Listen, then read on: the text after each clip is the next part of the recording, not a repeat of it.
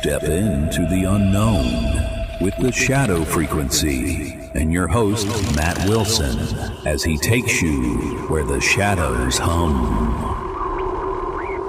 Welcome to the Shadow Frequency, the podcast where we dive into the eerie, the unexplained, and the downright chilling corners of our world.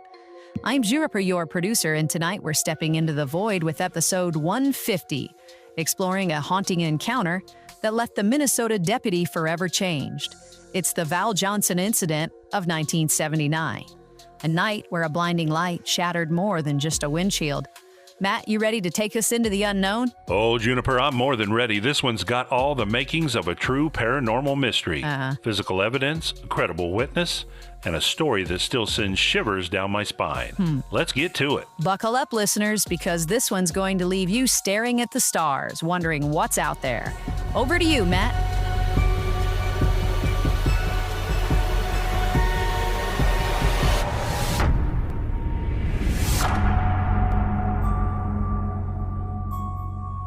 Picture this. It's just after 1:40 a.m. on August 27th, 1979, and the flat, desolate plains of Marshall County, Minnesota, stretch out under a moonless sky.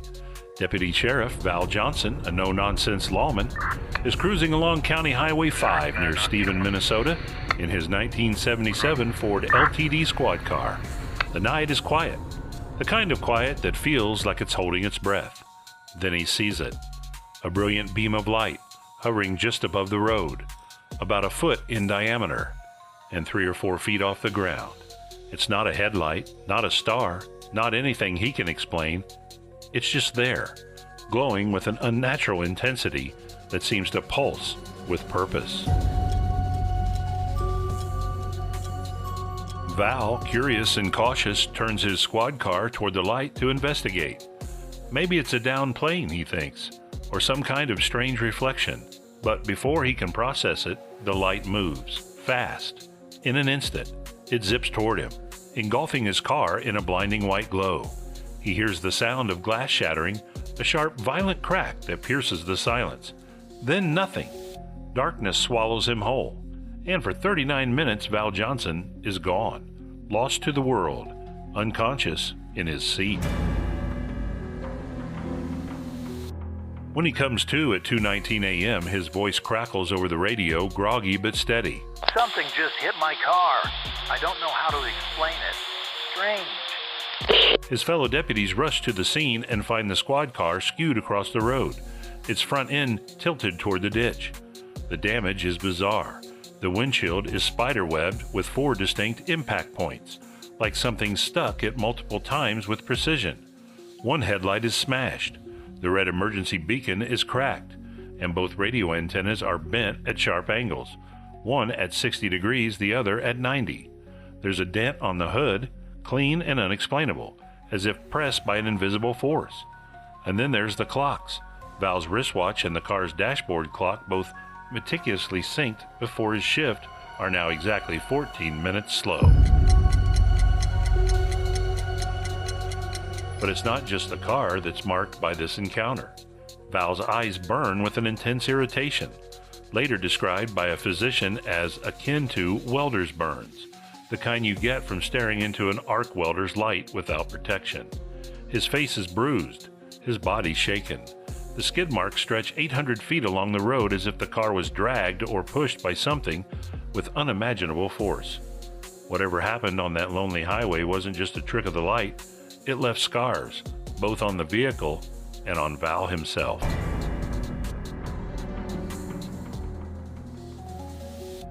This wasn't some fleeting glimpse of a strange object in the sky. This was a collision, a confrontation with something that didn't belong to our world. The physical evidence is staggering. A car mangled in ways that defy conventional explanation. A deputy with injuries that point to an exposure to something otherworldly. Ufologists like Alan Hendry from the Center of UFO Studies called it one of the most significant cases in history. The Marshall County Historical Society still displays that battered squad car, a silent witness to a night that refuses to be forgotten. What was that light? Was it a craft, a being, or something even stranger? The residents of Warren, Minnesota still talk about it.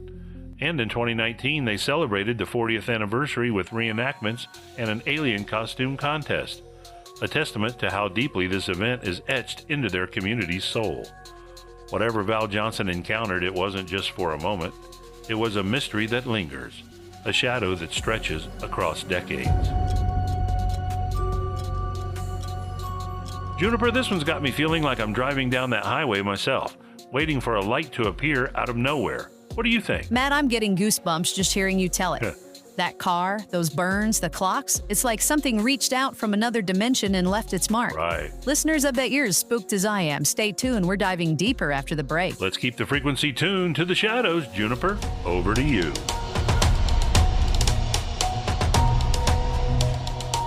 All right, listeners, how chilling is the Val Johnson incident so far? That blinding light, the shattered windshield, those eerie 14 minutes missing from time? Makes you wonder what's really out there in the dark, doesn't it?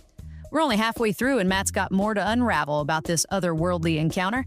And if you're loving the Shadow Frequency, as always, please hit that like and subscribe button and follow us on YouTube, TikTok, Facebook, a major podcast directory, or wherever you listen.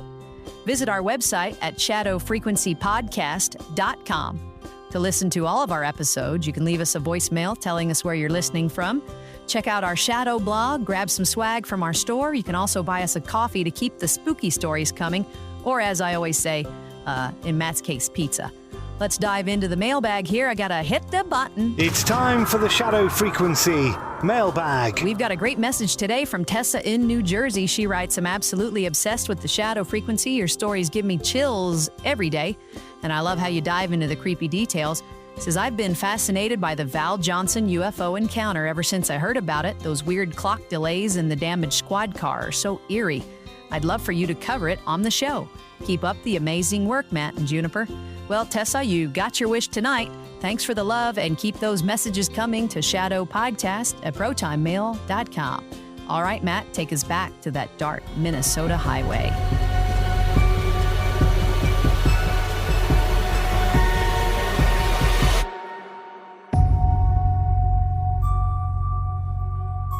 Welcome back to the Shadow Frequency. We're still on that desolate stretch of County Highway 5, where Deputy Val Johnson's life collided with the unknown in August 1979. The evidence is undeniable. A squad car battered in ways that baffled experts from Ford and Honeywell.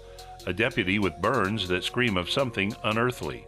And those clocks, both Val's watch and the car's dashboard, frozen 14 minutes behind reality. This wasn't just a sighting, it was an event. A moment where the veil between our world and something else was torn open. Let's dive deeper into the aftermath. When Val radioed for help, his fellow deputies found him shaken but resolute. He never claimed to see aliens or a spaceship, just a light, a force that hit his car and left him unconscious. His restraint only added to the case's credibility. Investigators from the Center for UFO Studies pored over the scene, and their findings were chilling. The windshield's 4 impact points were random. They suggested multiple strikes, as if something, or several somethings, had targeted the car.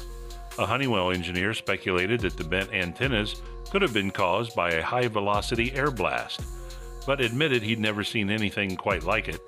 The Ford expert was equally stumped, calling the windshield damage extremely unusual. The town of Warren became a focal point for UFO fever. Phone lines buzzed with calls from people sharing their own strange encounters, and Val appeared on Good Morning America to tell his story. But the attention took a toll. His wife, Roseanne, told the Minneapolis Star that the constant calls disrupted their family life, with a baby to care for and a child to get to school. Val and his family left Oslo, Minnesota, seeking peace.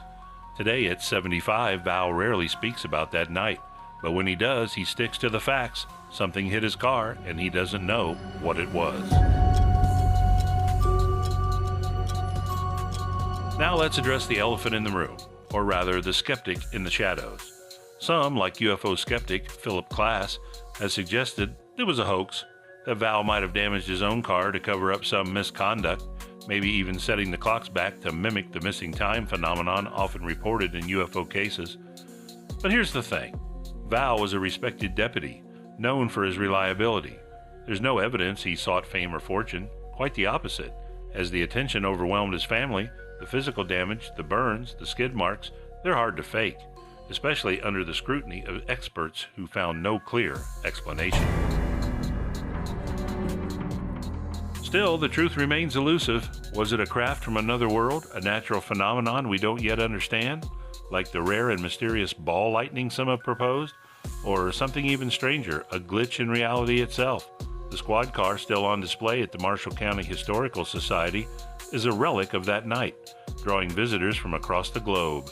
It's a tangible reminder that sometimes the shadows hold secrets we're not ready to understand.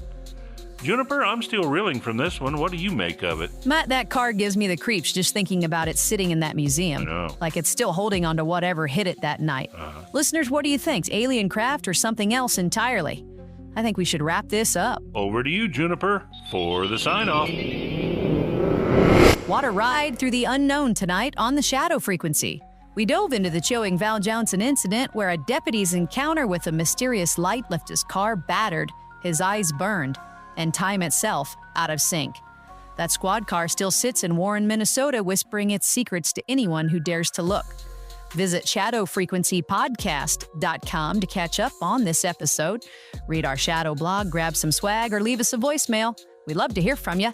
Thanks for tuning in. Keep your eyes on the skies. Matt, say goodbye. Stay spooky, everyone. Until next time, this is Juniper signing off from the Shadow Frequency. Good night. Good night. And watch for those lights in the dark. This episode was produced with a commitment to exploring the unexplained while grounding our discussion in documented discoveries. All interpretations are speculative and intended for entertainment purposes.